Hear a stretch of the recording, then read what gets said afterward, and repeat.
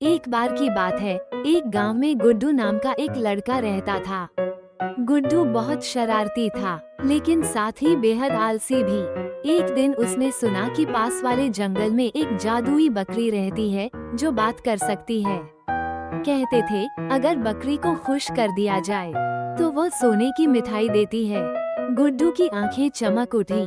उसने सोचा, अगर मुझे ये बकरी मिल जाए तो मैं जिंदगी भर काम नहीं करूँगा और बस सोने की मिठाइयाँ खाऊंगा। बिना देर किए गुड्डू जंगल की ओर चल पड़ा। जंगल में घूमते घूमते गुड्डू को सच में एक बकरी मिली। बकरी ने सिर उठाया और बोली, क्या चाहिए? गुड्डू गुड्डू चौंक गया।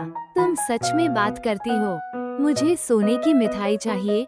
बकरी हंसी और बोली, मिठाई पाना इतना आसान नहीं है, पहले मुझे हंसाओ।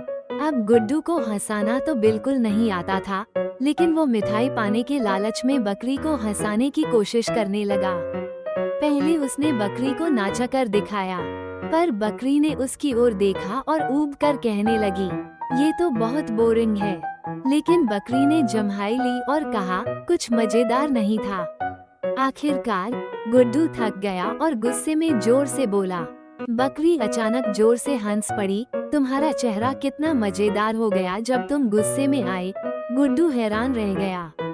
अरे, बकरी ने हंसते हाँ, और अब तुम्हारा इनाम। ये कहकर बकरी ने एक चमचमाती गुड्डू ने खुशी से मिठाई उठाई। मिठाई सोने से नहीं, गुड्डू के दांत उसमें लगते ही टूट गए।